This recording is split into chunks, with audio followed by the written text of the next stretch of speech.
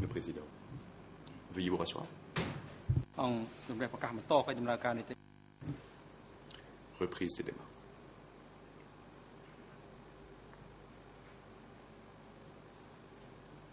La parole est donnée à la défense de Kyu Sampan pour la suite de l'interrogatoire du témoin. Vous avez la parole, maître.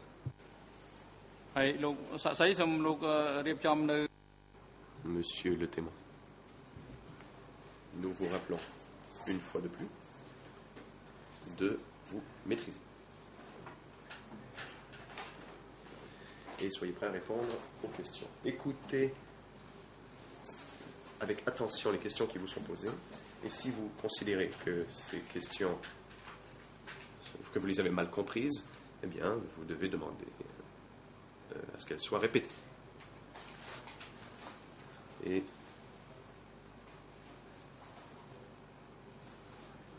il ne vous reste qu'une heure, nous aurons terminé avant la pause déjeuner. Merci beaucoup, monsieur le témoin, d'être venu, d'avoir comparé au cours des derniers jours. Nous vous avons posé beaucoup de questions. Il est possible que cela vous ait perturbé au point de vue affectif. Et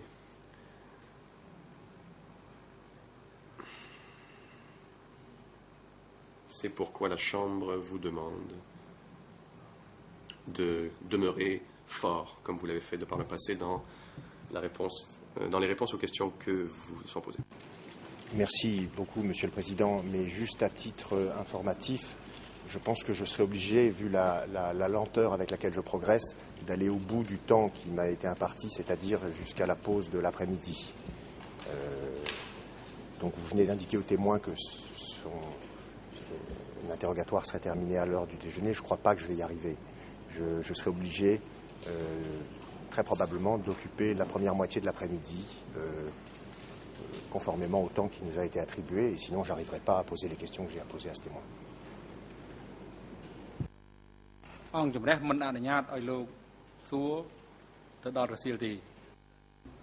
Le président. La Chambre ne vous laissera pas poursuivre après la pause déjeuner. Vous devez donc profiter du temps qui vous est donné ce matin, car beaucoup de questions répétitives ont été posées ce matin. Monsieur le Président, nous avons 2 jours et demi pour la défense, et si l'on déduit l'heure et demie pendant laquelle, et c'était tout à fait normal et intéressant, Monsieur le juge Lavergne a posé des questions, mes calculs aboutissent à ce que je puisse poser des questions aux témoins jusqu'à la pause de l'après-midi. Et j'ai vraiment besoin de poser...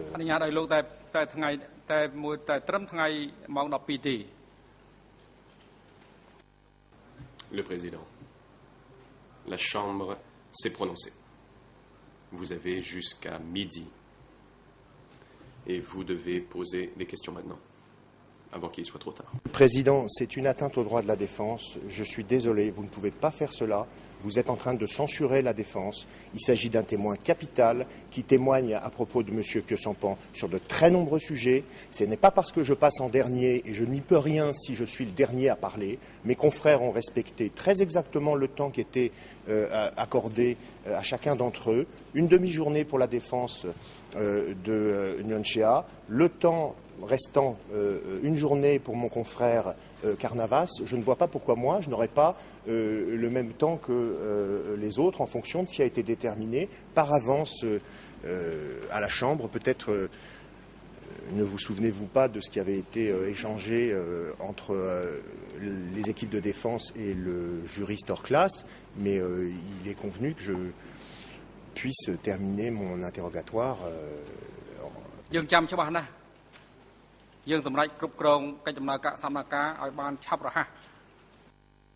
Le président, j'en ai bien connaissance. Je suis ici pour m'assurer que la procédure soit efficace et que les audiences aillent rapidement. Vous devez donc maintenant poser vos questions. Bon, nous pourrons peut-être en reparler, mais vraiment, j'insiste, Monsieur le Président, c'est capital. Ce n'est pas un témoin lambda pour moi.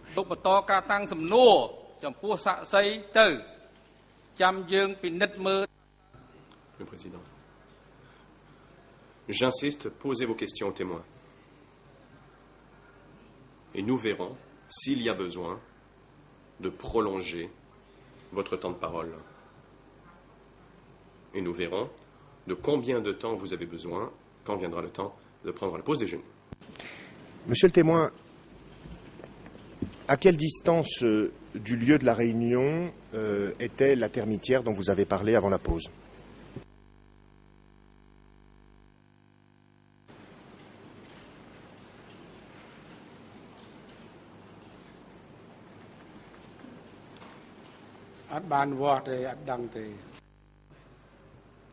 Je ne l'ai pas mesuré la distance, donc je ne m'en souviens pas. Êtes-vous resté à côté de cette termitière pendant toute la durée de la réunion?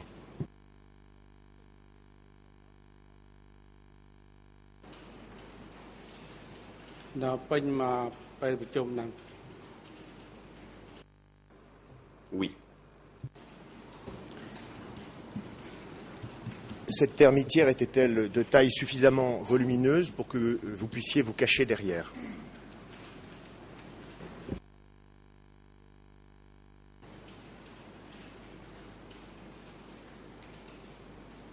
Le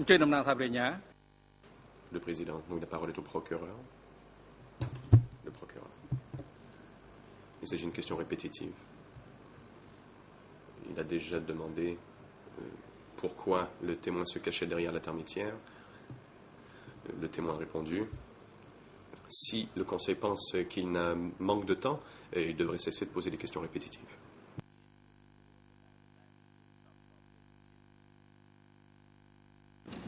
C'est faux, Monsieur le Président, je n'ai jamais posé cette question. Donc je pense que c'est une obstruction de la part du procureur pour me faire perdre du temps.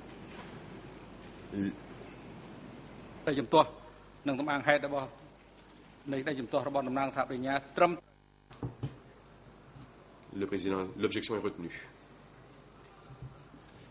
Le témoin n'a pas à répondre à la question. Le témoin n'a jamais dit qu'il se cachait derrière la termitière.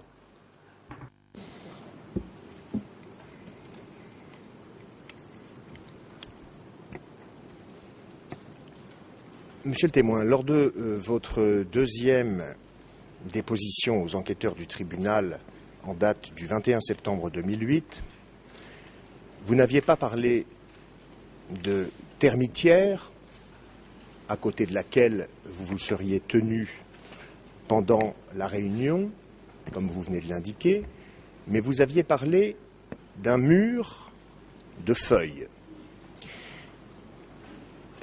Alors je vais utiliser les transcrits de l'audio parce que c'est un enregistrement et qui reproduit donc exactement les mots qui ont été les vôtres le 21 septembre 2008. Il s'agit de la cote D107/3.1,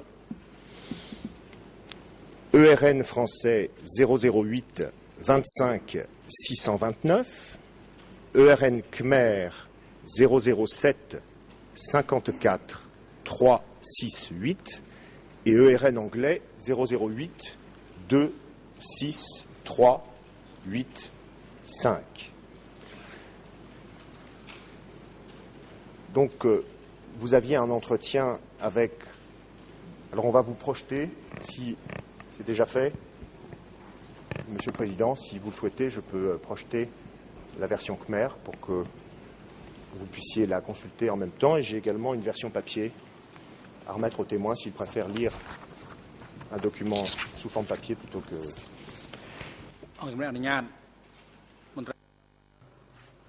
Le Président, vous y êtes autorisé. Huissier d'audience, veuillez remettre un exemplaire papier de ce document aux témoins. Merci. Donc, vous aviez dit le 21 septembre 2008, ouvrez les guillemets, la réunion a eu lieu dans une maison en bois de 4 mètres sur 5, au toit de feuilles de palmier. Il s'agissait d'un simple hangar avec un mur en feuilles de palmier. Étant donné que je suis resté debout contre le mur, je pouvais voir et entendre tout. Fin de la citation. Donc ma question, elle est simple, monsieur. Laquelle des deux versions est-elle la bonne? Celle que vous aviez donnée en 2008 et dans laquelle vous indiquiez que vous aviez pu entendre les propos tenus à cette réunion parce que vous vous teniez contre un mur en feuilles du lieu où se tenait la réunion, ou celle que vous avez donnée ici à cette barre, où vous nous avez expliqué que vous vous teniez à proximité d'une termitière.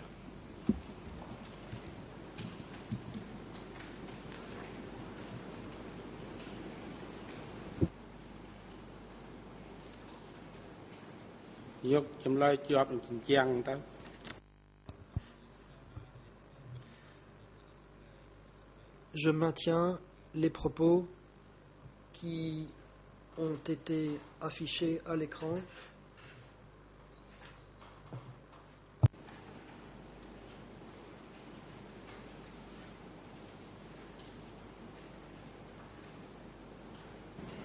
Les propos qui ont été affichés à l'écran, ce sont donc les propos dans lesquels vous disiez que vous aviez pu entendre le contenu de la réunion car vous vous teniez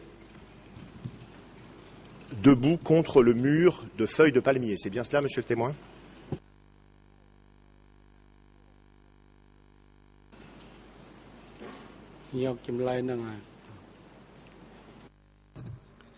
Effectivement, je maintiens ces paroles. Alors, je voudrais que l'on vous montre maintenant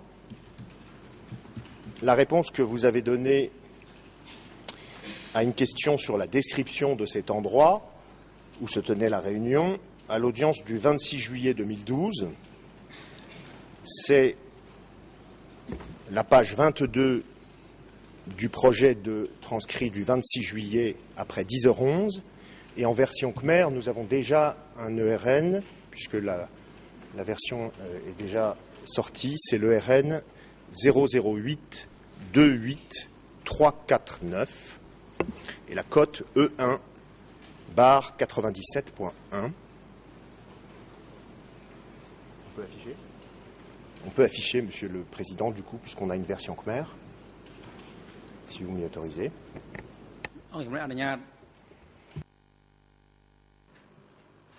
Le président, je vous en prie.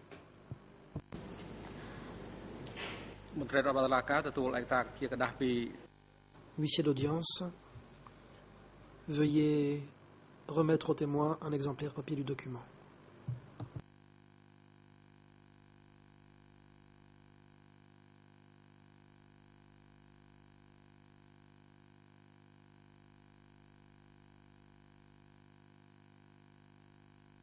C'est à l'écran, monsieur le président. Donc, je pense que c'est à l'écran, monsieur le témoin. Je vous l'indique, c'est ce qui est affiché à l'écran.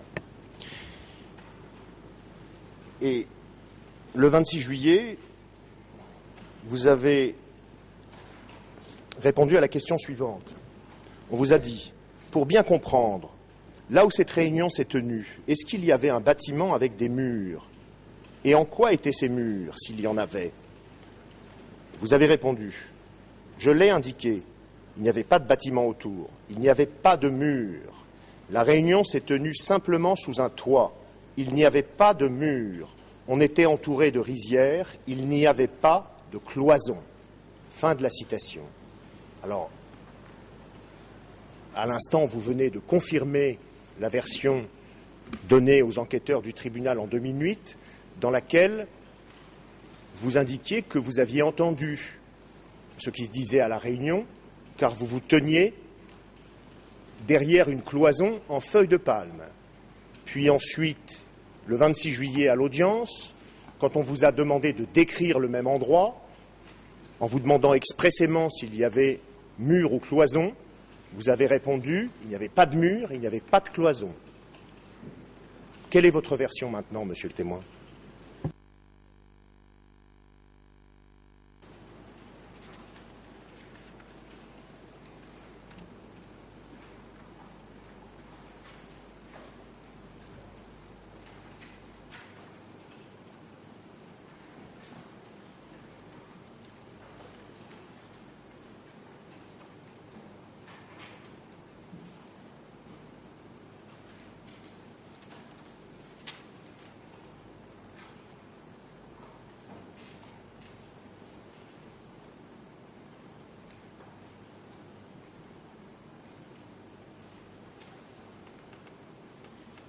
ហើយស្រេចឲ្យលោកដល់លោកចង់បានចំណុចណាឲ្យលោកយកខ្លួនឯងទៅអានោះ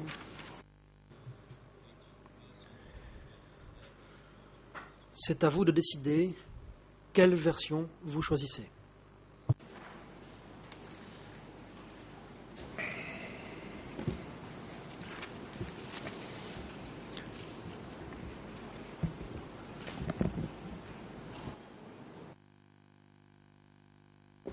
C'est votre réponse, monsieur le témoin. Je ne sais pas si je dois faire un commentaire ou pas, je crois pas. Je vais continuer. À cette barre, vous avez indiqué que la réunion avait duré au moins 3h30 ou 3-4 heures. Est-ce que vous pouvez préciser la durée de la réunion ?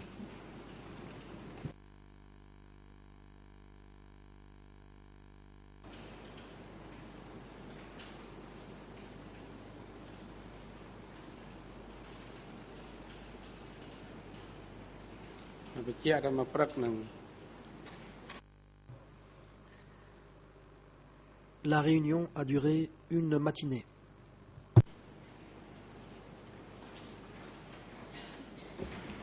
Et pendant toute la durée de la réunion, vous êtes resté à proximité de sorte que vous pouviez entendre tout ce qui se disait. C'est bien ça votre témoignage, monsieur ?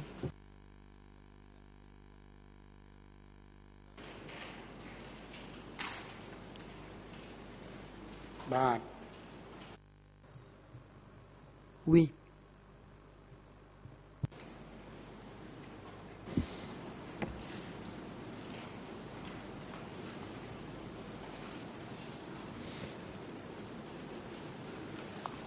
Vous avez parlé à l'audience d'un tableau noir et vous avez indiqué qu'il y avait des choses écrites dessus, c'est exact ?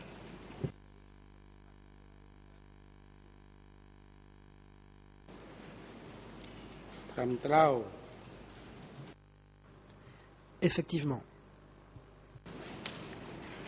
Ce qui était écrit sur ce tableau, c'était des phrases ou c'était un dessin ?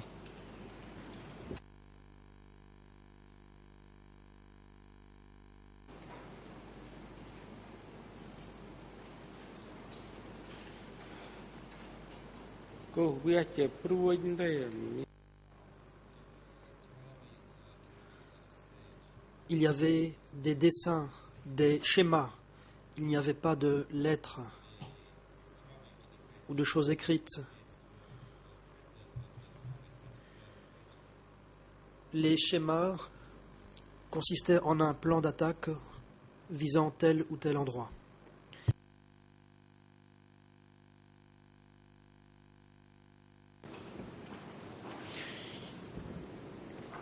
Lors de votre déposition à cette barre devant ce tribunal, vous avez donné la liste des commandants militaires et des adjoints de ces commandants qui avaient assisté à la réunion dont nous parlons sur l'évacuation de Phnom Penh. Et vous avez par exemple cité le nom de Vornvet et de son adjoint Cheng Han, ou de Koitun et de son adjoint Khe Pork. Vous avez parlé de Tamok et de Son Sen. C'est à la page 13 du projet de transcrit du 26 juillet, après 9h40. Et ma question est la suivante. Au début avril 1975, et vous en avez convenu à cette barre, la bataille pour la prise de Phnom Penh faisait rage. Est-ce que vous vous souvenez si le fait de rassembler en pleine bataille tous les commandants et leurs adjoints au même endroit était un problème parce qu'il a fallu leur faire quitter le front et il a fallu les rassembler en un seul lieu. Est-ce que ça a posé des problèmes du point de vue de la sécurité ?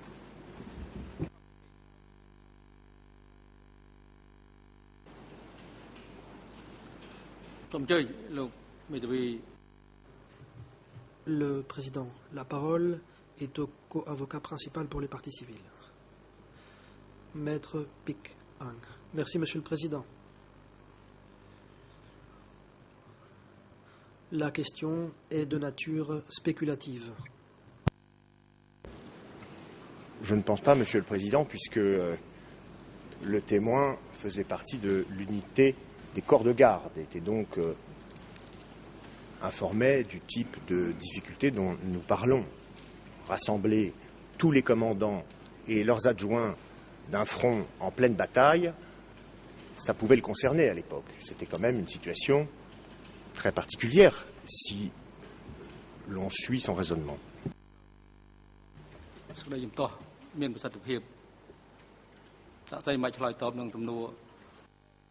Le président. L'objection de la partie civile est retenue. Témoin, vous n'avez pas à répondre car vous seriez amené à vous fonder sur vos propres conclusions subjectives.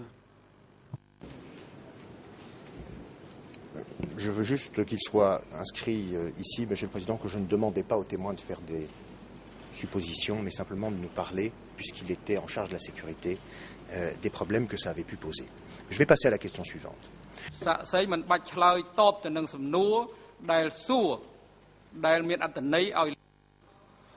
Le président. Témoin, vous n'avez pas à répondre aux questions qui vous amènent à donner vos propres conclusions personnelles. Vous n'êtes pas obligé de présenter de telles conclusions personnelles. Je suis d'accord avec vous, Monsieur le Président, sur le principe. Monsieur le témoin, question suivante.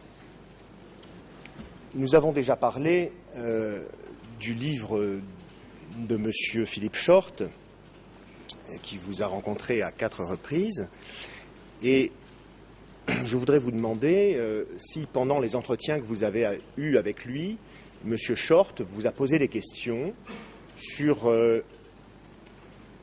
cette réunion dont vous avez parlé aux enquêteurs du tribunal et à cette barre.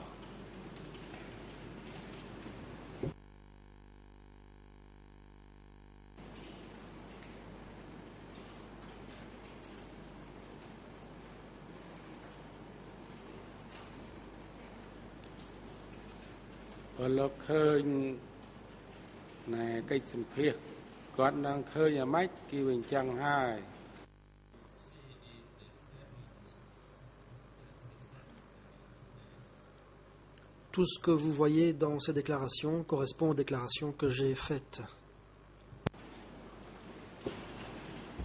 Dois-je comprendre de la réponse que vous venez de faire que oui, vous aviez parlé à Philippe Short de cette réunion de B5 au début avril 1975 ?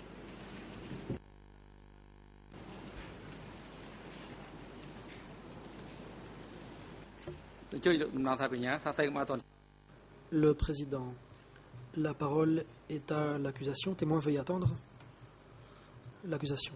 Monsieur le Président, la question est de nature à diriger le témoin. Celui-ci n'a rien dit de tel. Si la défense peut faire référence à certains passages, soit, mais ici, la défense essaye de diriger le témoin.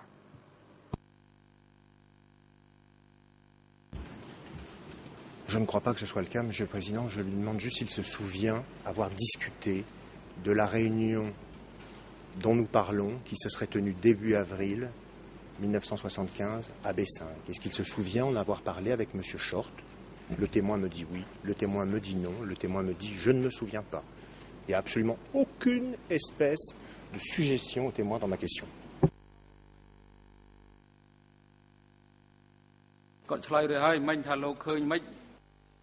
Le président. Le témoin a déjà répondu. Vous avez déjà vu les déclarations et vous avez choisi un certain passage de déclaration à votre discrétion.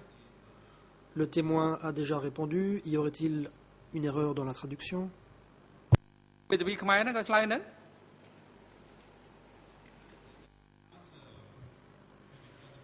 Est-ce que l'avocat cambodgien a entendu la réponse du témoin ? L'avocat cambodgien. J'étais sur le canal Khmer Je ne sais pas si ça a été traduit en français. Oui, j'ai entendu la réponse sur le canal Khmer.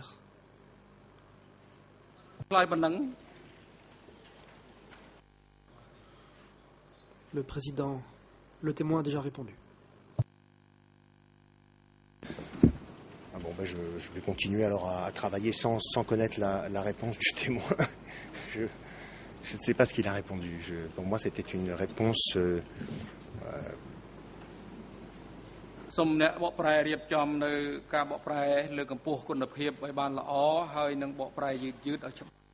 Le président, les interprètes sont priés de fournir les meilleurs services possibles.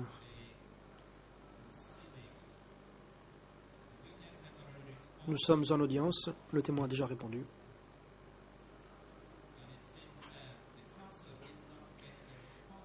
Apparemment, l'avocat n'a pas reçu la réponse, raison pour laquelle il a reposé la même question. Si le témoin doit répondre à nouveau et que la deuxième réponse diffère de la première, cela va susciter une certaine confusion.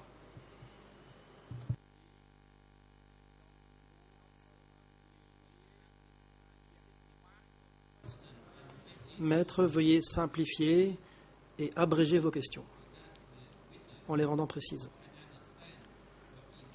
Ainsi, le témoin pourra comprendre votre intention et répondre à la question.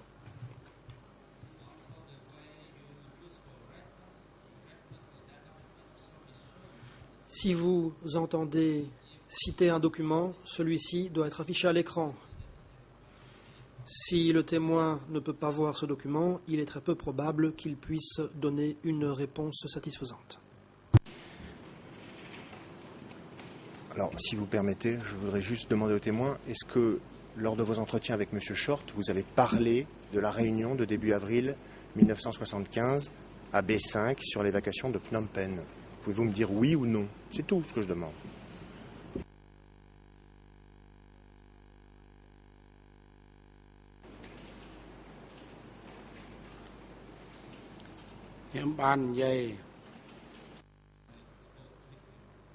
J'en ai parlé avec lui. Merci. Donc je voudrais vous soumettre juste un point rapidement, à savoir que dans son livre, M. Short n'a pas repris ce témoignage de votre part, puisque il situe la réunion au cours de laquelle se serait pris la décision d'évacuer Phnom Penh à l'automne 1974, et je vais citer les références pour que tout le monde les ait. E3/9, ERN français 006 39 458, ERN anglais 003 06 1 99. Je précise qu'il n'y a pas de traduction de cet ouvrage en khmer. Alors, monsieur le témoin, est-ce que, puisque vous avez rencontré monsieur Short 4 fois, et que vous êtes donc entretenu avec lui, vous avez la moindre idée, à partir des discussions que vous avez eues avec lui, de la raison pour laquelle il n'a pas repris votre témoignage sur ce point?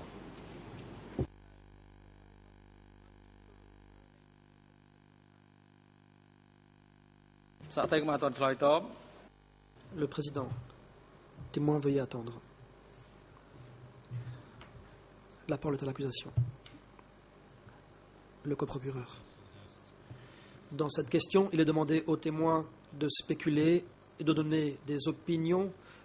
L'avocat prétend ne pas avoir assez de temps. Or, maintenant, il demande au témoin de donner son avis sur les conclusions de Philippe Short. C'est complètement déplacé comme question. L'avocat devrait le savoir.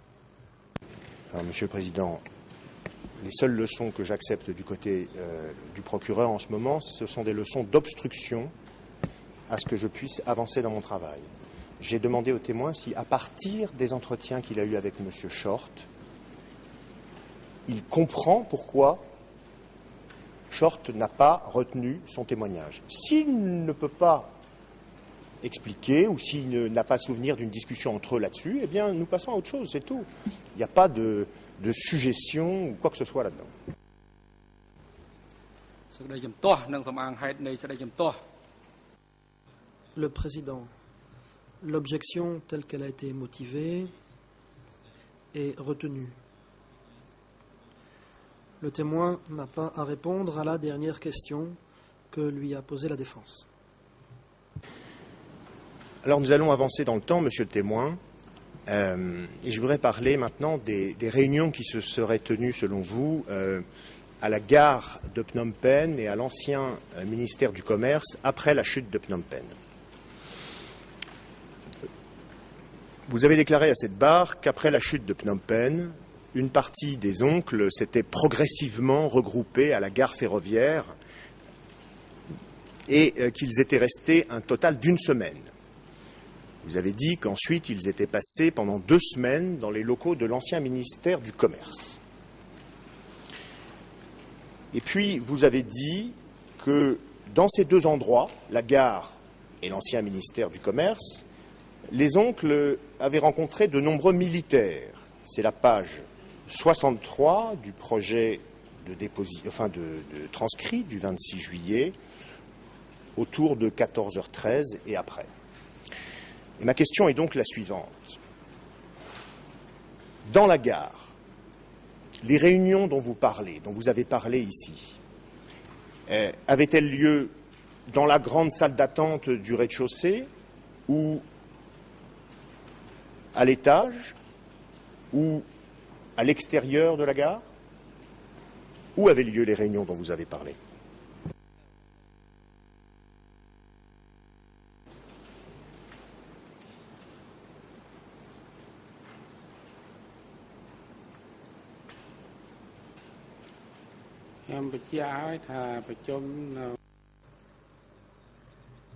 Comme je l'ai dit, la réunion a eu lieu à la gare ferroviaire.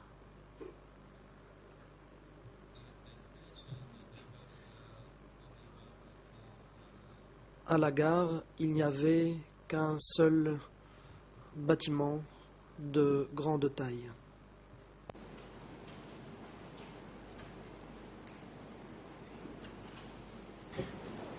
Et dans ce bâtiment, à quel endroit se tenaient les réunions dont vous parlez?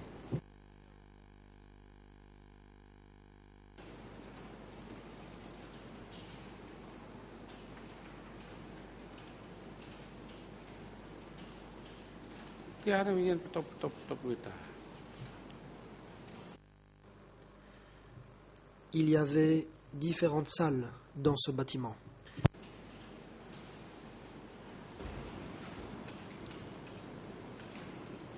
Et dans laquelle de ces salles ou lesquelles de ces salles se tenaient les réunions entre les oncles et de nombreux militaires?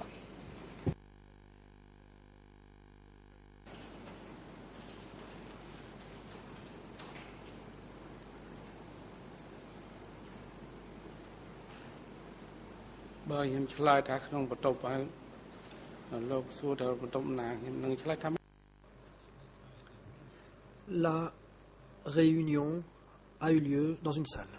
Voilà ma réponse.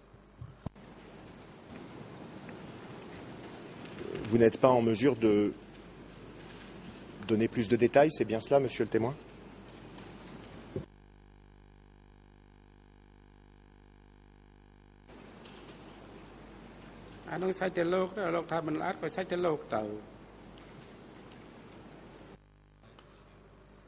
C'est tout ce que je puis vous dire. Et vous-même, vous montiez la garde à l'intérieur du bâtiment de la gare ou à l'extérieur?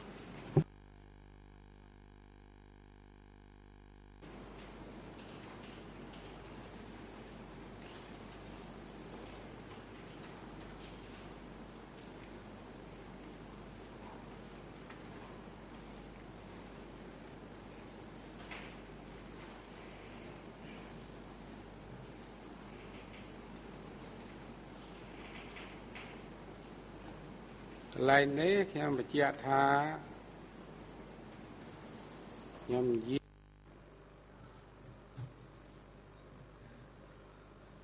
cet endroit, J'ai monté la garde à l'extérieur, au rez-de-chaussée. Les dirigeants, quant à eux, étaient à l'intérieur, à l'étage. Donc vous n'avez pas assisté aux réunions dont nous parlons, c'est exact?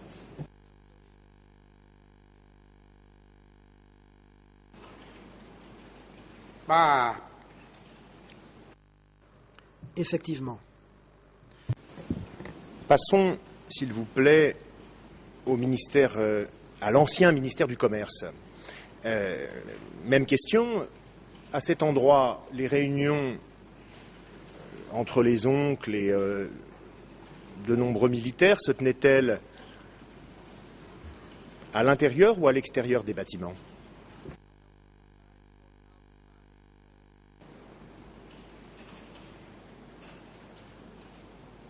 trong ở kia mình tập thao mua nó À l'intérieur du bâtiment, il y avait une grande salle. Et vous, vous montiez la garde à l'intérieur du bâtiment ou à l'extérieur?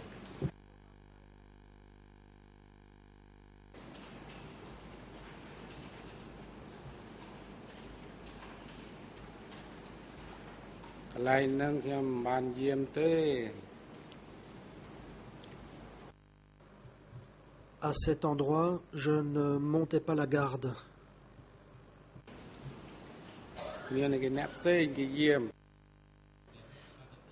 Il y avait d'autres gens qui montaient la garde.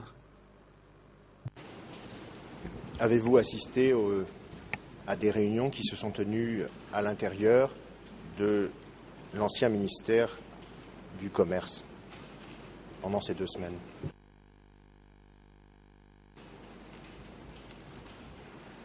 à tới nhưng mà bàn cho chôm tới Non, je n'ai pas assisté à de telles réunions.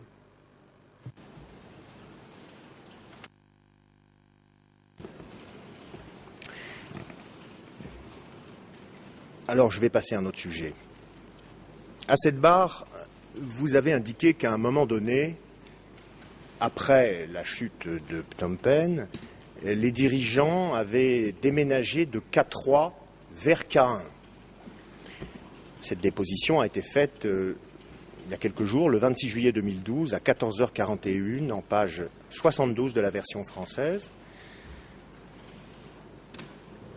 On vous a demandé, vous rappelez-vous quand les dirigeants se sont installés dans le bureau K1? Et vous avez répondu, d'après mes souvenirs, il y avait plusieurs endroits, il y avait K3, et plus tard, ils se sont déplacés à K1, c'était vers la fin de 1975. Fin de la citation. Et ma question est la suivante. Quand vous avez déclaré que les dirigeants avaient déménagé de K3 vers K1 à la fin 1975, est-ce que dans ce déménagement, vous incluiez également M. Khieu Samphan?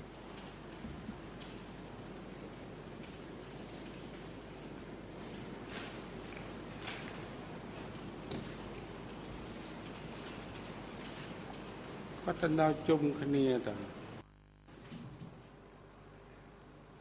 Il était là.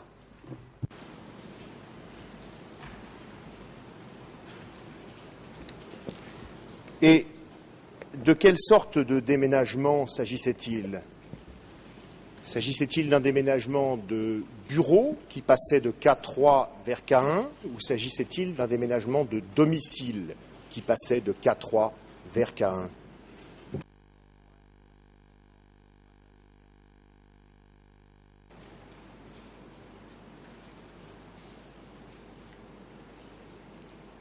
mình mang nó rớp tia tới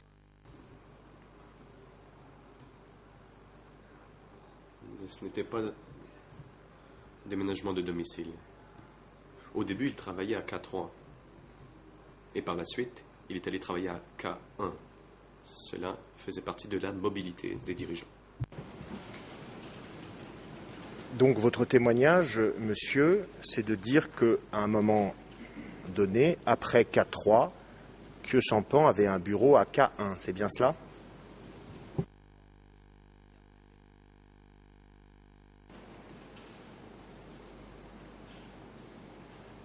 ម៉េចខ្ញុំប្រាប់តែគាត់ទៅនៅ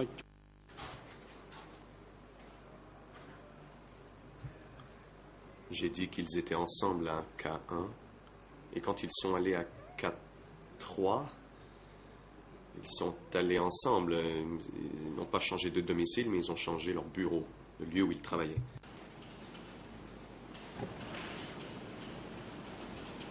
Alors, j'ai l'impression que vous venez de changer la chronologie et les lieux de déménagement, puisque dans votre réponse, il a été traduit en français qu'il s'agissait non plus d'un déménagement de K3 vers K1, mais d'un déménagement de K1 vers K3. Est-ce bien ce que vous venez de dire, monsieur le témoin?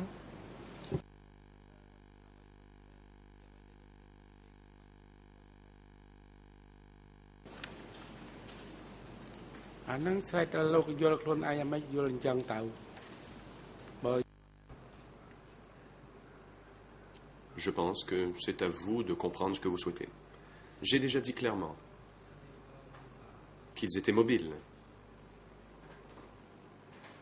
et qu'ils allaient d'un endroit à l'autre. C'est à vous de décider. Monsieur le Président, je sollicite votre intervention parce que je pense que c'est quand même pas à moi de décider quelle doit être la réponse du témoin. Donc peut-être devriez-vous lui rappeler qu'il est sous serment et supposé répondre avec le maximum de précision possible aux questions que je lui pose.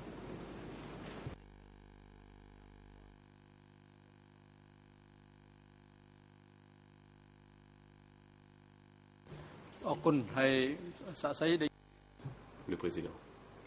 Merci, maître. Monsieur le témoin, nous vous rappelons que vous devez être prêt à répondre à toutes les questions qui vous sont posées.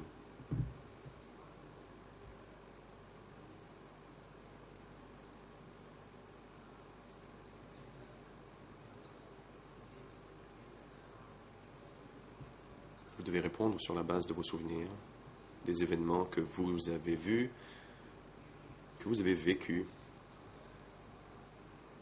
que vous avez observés sous le régime du Kampuchea démocratique. Des événements pertinents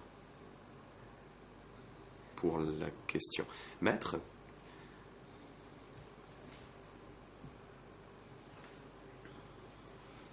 je vous prie de reformuler votre question.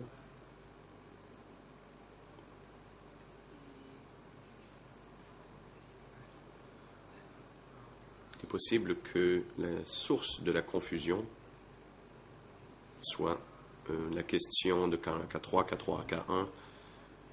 Le témoin a déjà indiqué que on utilisait le terme mobilité et que l'on utilisait la mobilité sous le Kampuchea démocratique pour garantir le secret, et c'est pourquoi on changeait d'endroit. Et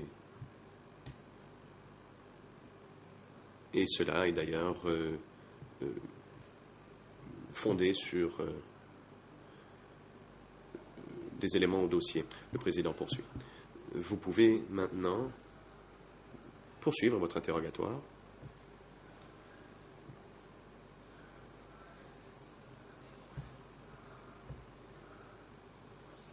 Peut-être que le témoin ne se souviendra pas de la question que vous lui avez posée. Il y a eu des interventions et après tout, le témoin est âgé. Les événements remontent à il y a longtemps. Il est possible donc qu'il ait oublié votre question. Veuillez, je vous prie, poser une question précise et concise. Car vous avez dit que vous vouliez plus de temps. Et donc, vous devez profiter de celui qui vous est déjà donné. Monsieur le témoin, à un moment donné, après la chute de Phnom Penh, Khieu Samphan a-t-il eu un bureau dans les locaux de K1? Oui ou non?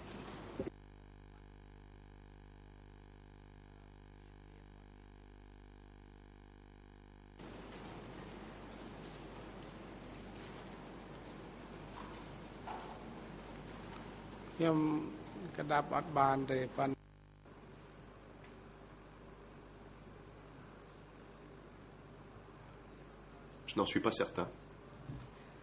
Et quand je les ai vus, ils étaient ensemble à cet endroit. Je vais donc passer aux questions suivantes, monsieur le témoin. À cette barre, vous avez déclaré qu'à partir de mai 1975, donc après la chute de Phnom Penh, vous aviez cessé votre travail de garde du corps. Et vous avez dit qu'au début, vous étiez chargé, aux côtés de Ieng Sary, de l'accueil des invités. C'est à la page 72 du projet de transcrit.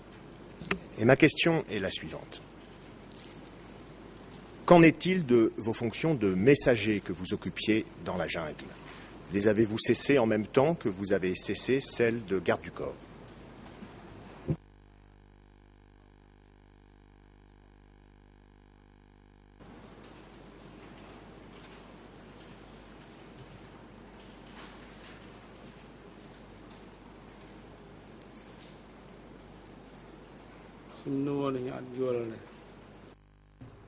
Je ne comprends pas la question. Veuillez la répéter, je vous prie. À partir de quand avez-vous cessé d'exercer des fonctions de messager?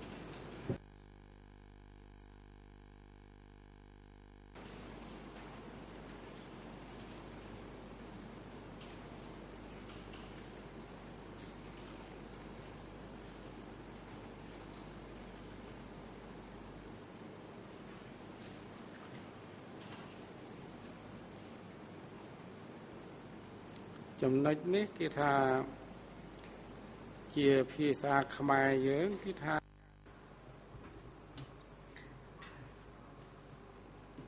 peux le dire ainsi en khmer. Il fallait maintenir la communication tout au long. Donc vous me demandez quand j'ai cessé d'être messager. Je dirais que je n'ai jamais arrêté d'être messager. Car la communication était permanente. Il fallait parfois entrer en contact avec des gens très loin. Des fois, il fallait se rendre à un endroit plus proche. Merci. Donc, si je comprends bien, pendant la période 1975-1979, vous avez mené des missions aussi importantes que l'accueil des hôtes étrangers, l'approvisionnement de B1, le contrôle psychologique des 1000 employés dont vous aviez la charge, l'enquête sur le tourisme en Chine dont vous nous avez parlé hier, et en plus de toutes ces missions, vous avez accompli des tâches subalternes qui consistaient à apporter des lettres. C'est bien cela que vous dites, monsieur le témoin?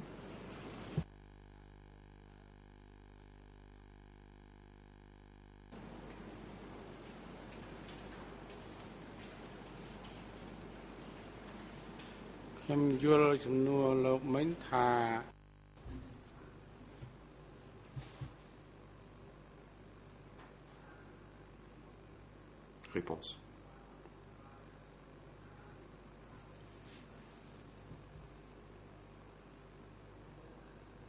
Vous m'avez posé une question à propos de mon poste de messager. Je vous ai répondu que je n'ai jamais cessé d'être messager. Car il fallait envoyer des messages.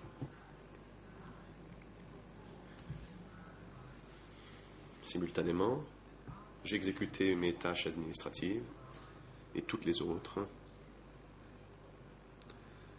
comme mes supérieurs m'avaient ordonné. À cette barre, pendant ces jours d'audience, vous avez déclaré que les seules lettres échangées avec Khieu Samphan, entre vous et Khieu Samphan, étaient en rapport avec l'accueil des hôtes.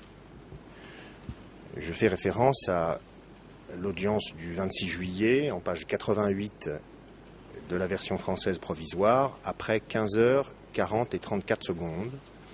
Je fais également référence à la page 93 du même jour, après 15h59 minutes 41 secondes.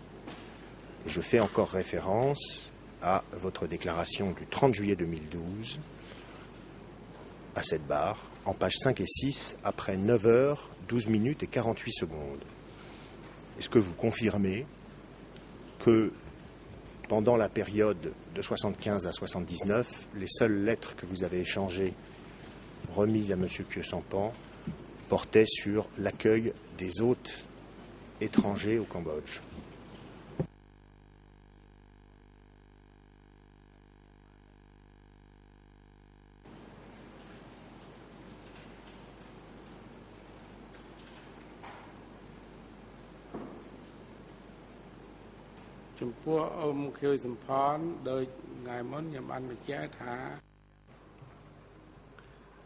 À propos d'Om Khieu Samphan, j'ai déjà dit qu'il était celui qui était le successeur de Deun. C'était à la fin 78 qu'il prit les rênes du bureau. Donc,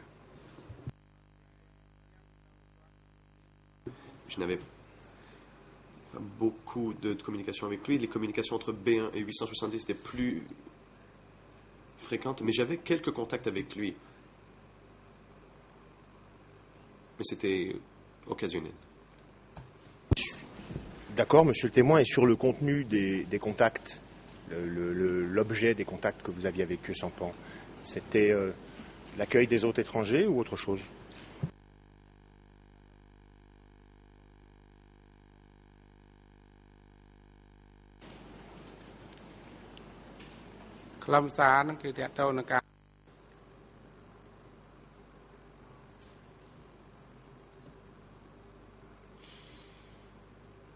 Les communications avaient surtout à voir avec l'accueil des hôtes et les faire visiter les provinces. Est-ce que pendant toute la durée du Kampuchea démocratique, entre 1975 et 1979, vous avez travaillé ou collaboré directement avec Khieu Samphan sur des questions qui concernaient des arrestations de personnes ou leur élimination?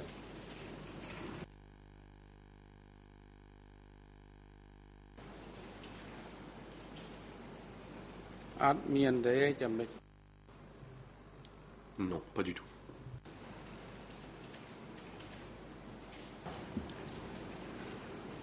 Est-ce que, lorsque vous dites que Ieng Sary vous a parlé du fait que Khieu Samphan avait succédé à Deun, il s'agissait de vous dire qu'en matière de réception des hôtes, c'était Khieu Samphan qui s'en occuperait?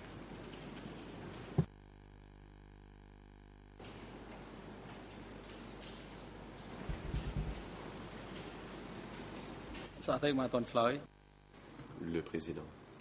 Monsieur le témoin, veuillez attendre.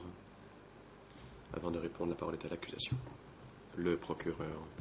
Monsieur le président, nous nous opposons à cette question. C'est une question orientée et qui déforme les propos précédents du témoin.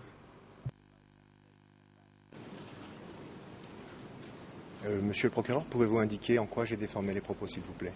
Parce que je ne vois pas du tout.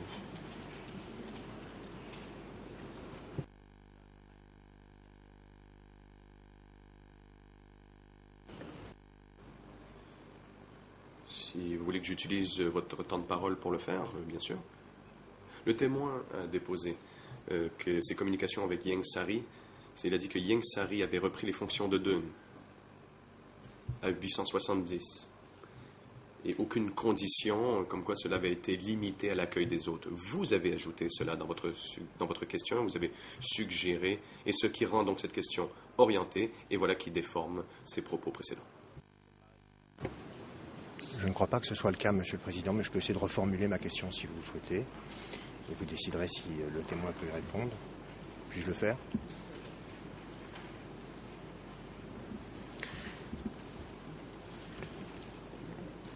Monsieur le témoin, lorsque, fin 78, Ieng Sary vous a dit que désormais, c'est Khieu Samphan qui assumait les fonctions de Dune a-t-il précisé si les fonctions dont il parlait concernaient toutes les fonctions de Dune ou est-ce qu'il a précisé que c'était l'accueil des hôtes étrangers?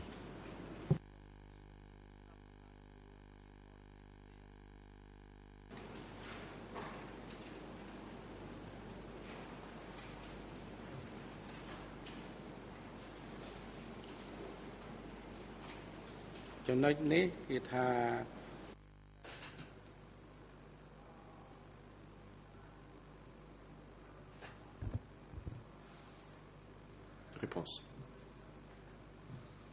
D'après mes souvenirs, lorsqu'il a pris le contrôle de Dune, enfin après Dune, cela signifie qu'il avait la responsabilité générale des fonctions de Dune. Mais quand je travaillais avec lui, ce n'était que l'accueil des autres.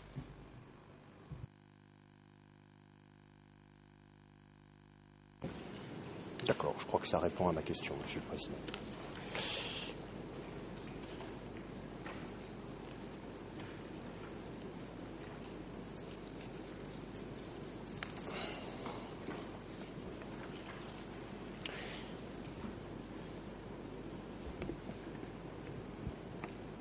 Est-ce que vous connaissez un certain frère Yem?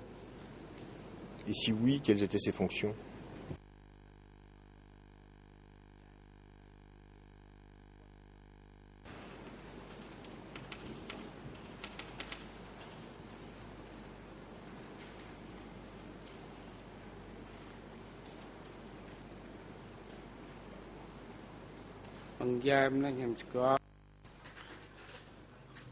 Oui, je connais Bangiem.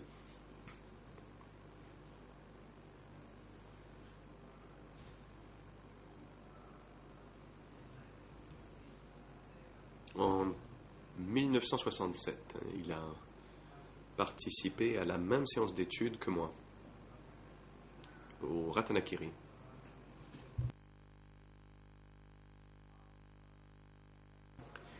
Par la suite, il est devenu secrétaire d'un endroit dans la province de Kratchie. Après la libération, il est venu travailler au ministère des Affaires étrangères et a été envoyé à représenter le Cambodge en Corée du Nord. Et nous avons su par la suite qu'il était décédé.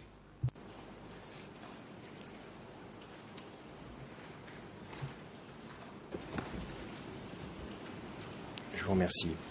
Je voudrais vous poser une question de clarification. Et vous avez déclaré que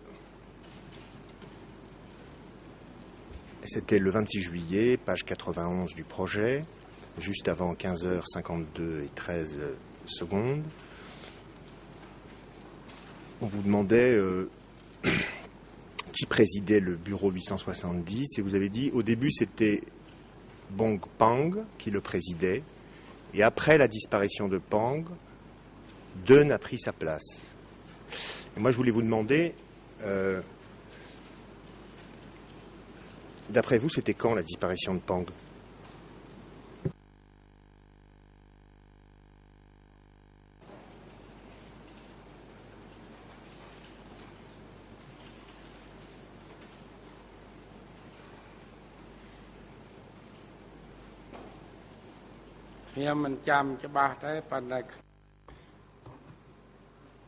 Je ne me souviens pas très bien. C'est en 78.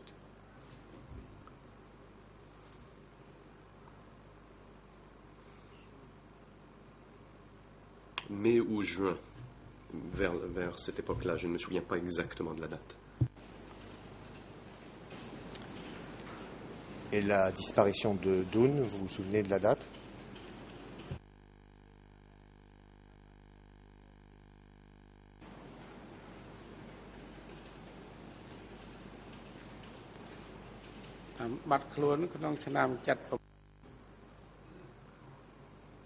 Dun a lui aussi disparu en 78.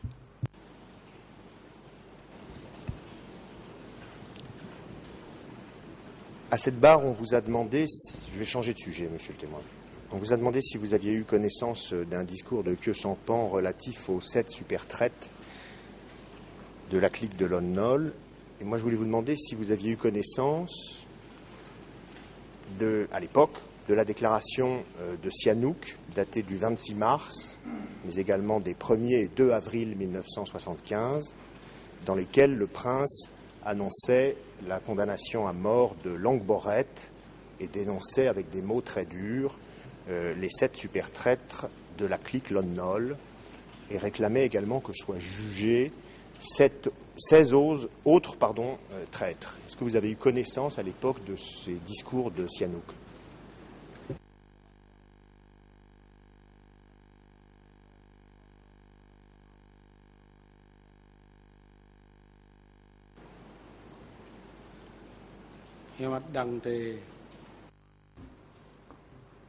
Je ne sais pas.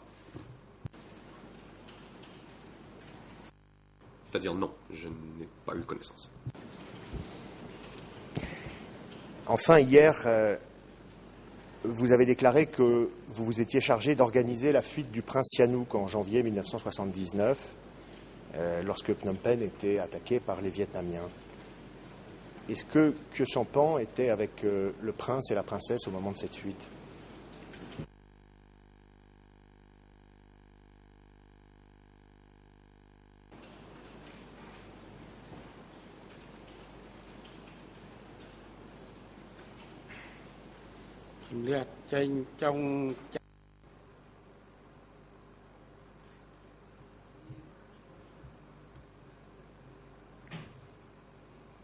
L'évacuation a eu lieu à la fin de 78, pas 79. Et je n'ai pas vu Khieu Samphan là. Monsieur le Président, j'espère que vous allez être content de moi. J'ai terminé. Merci, monsieur le témoin.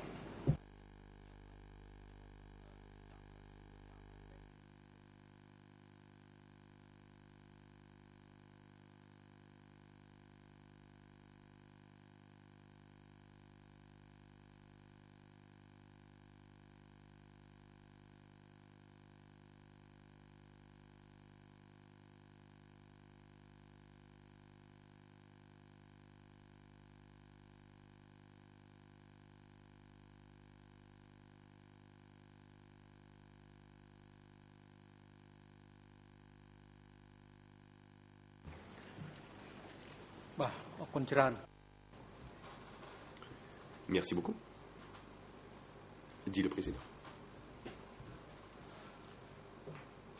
Monsieur Rochampton.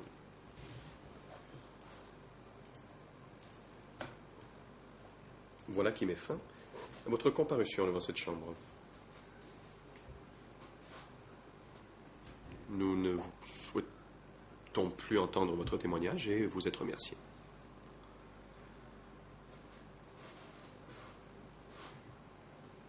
La Chambre vous exprime sa profonde reconnaissance d'avoir pris du temps et pour vos efforts.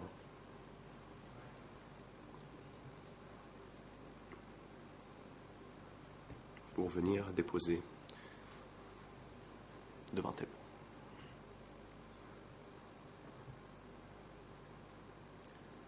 Votre déposition contribuera à la manifestation de la vérité. Vous pouvez maintenant rentrer chez vous. Huissier d'audience, veuillez apporter votre soutien au témoin et vous assurer qu'il soit de retour chez lui sain et sauf. Le moment est venu de prendre la pause déjeuner. Nous allons donc interrompre les débats qui reprendront à 13h30.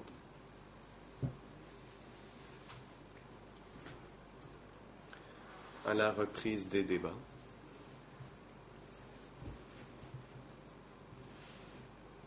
nous entendrons le témoin TCW 694.